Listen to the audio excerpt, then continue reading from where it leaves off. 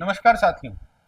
आज की इस वीडियो में हम बात करेंगे अल्कोहल, शराब और तंबाकू, इनका कैंसर से क्या रिलेशन।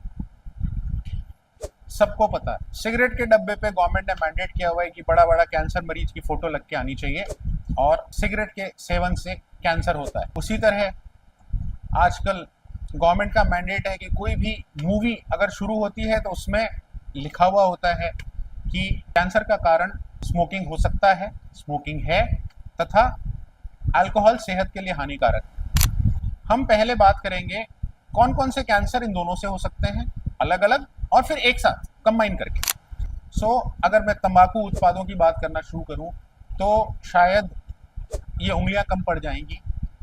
तंबाकू से जो जो कैंसर्स हो सकते हैं, अगर हम ऊपर से शुरू करें, मुंह और गले का कैंसर, लैरिंक्स जो हमारा आवाज का बक्सा है उसका कैंसर, फेफड़ों का कैंसर, अगर हम और नीचे जाते हैं स्टमक का cancer, pancreas, kidney, urinary bladder, ये इतने सारे कैंसर्स हैं जो मैं केवल उन ऑर्गन्स के नाम आपको बता रहा हूं जो कॉमनली आपको हर जगह सुनने को मिलते हैं। इसके अलावा और भी बहुत सारे शरीर के कैंसर्स हैं जो डायरेक्टली स्मोकिंग या तंबाकू के सेवन से रिलेटेड है। अगर आप तंबाकू की बात करते हैं तो दुनिया में मोटा मोटा 6 कंट्रीज हैं जहां पर स्मोकिंग के अलावा तंबाकू का सेवन चबा के किया जाता है। उसमें सबसे आगे हम हैं, इंडिया।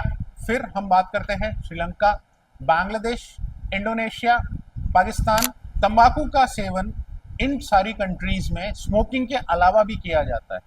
यही कारण है कि मुंह और गले का कैंसर जो स्मोकिंग से अलावा तंबाकू चबाने से भी होता है, उसका इंसिडेंस इन्हीं कंट्रीज में बाकी दुनिया से कहीं ज्यादा है। अगर आप इंडिया की बात करते हैं तो ऑलमोस्ट 35 से 40% कैंसर्स इंडिया में मुंह और गले के पाए जाते हैं। उसी तरह स्मोकिंग और लंग कैंसर, स्मोकिंग और लंग कैंसर का क्या संबंध है?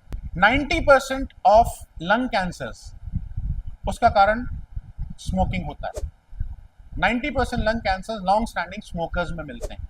इनका रिलेशन इस हद तक है कि लंग कैंसर का एक सब टाइप है स्मॉल सेल कैंसर।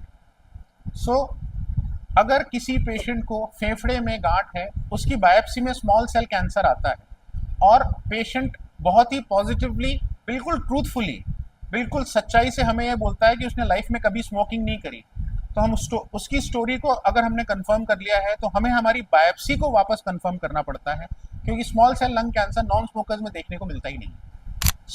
इतना स्ट्रॉन्ग कोरिलेशन है इन दोनों कैंसर्स का, स्मोकिंग और टोबैको से।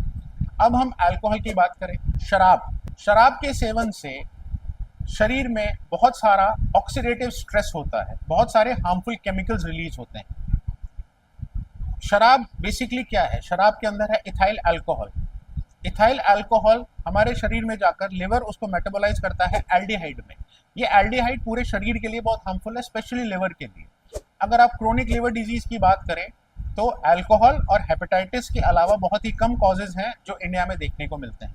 लॉन्ग स्टैंडिंग अल्कोहल अब्यूज से लिवर खराब हो जाता है, जिसमें कैंसर होने का चांस बढ़ता रहता है, हर साल वो चांस बढ़ता रहता है। अब हम बात करते हैं इन दोनों के कंबाइंड यूज से। देखिए, इसमें मैं एक मैथमेटिकल टर्म या इंग्लिश टर्म यूज करूंगा, उनका डिफरेंस आपको बताना चाहूंगा। Additive and synergistic. Additive means एक और एक 2, सिनर्जिस्टिक मीन्स एक और एक 11। अल्कोहल और स्मोकिंग कैंसर का कॉज होने में एडिटिव नहीं है, वो एक और एक 2 नहीं बनाते हैं, वो एक और एक 11 बनाते हैं, दे आर सिनर्जिस्टिक। इस वीडियो के जरिए मैं केवल इस चीज की इंपॉर्टेंस आपको बताना चाहता हूं कि अल्कोहल और स्मोकिंग ये कैंसर के 2 बड़े मेजर कॉजेज हैं पूरी दुनिया में, और ये एक ऐसा लाइफस्टाइल मॉडिफिकेशन है जो अगर हम करते हैं तो प्रोबेबली बहुत सारे कैंसर से हम अपना बचाव कर सकते हैं। बहुत बहुत धन्यवाद।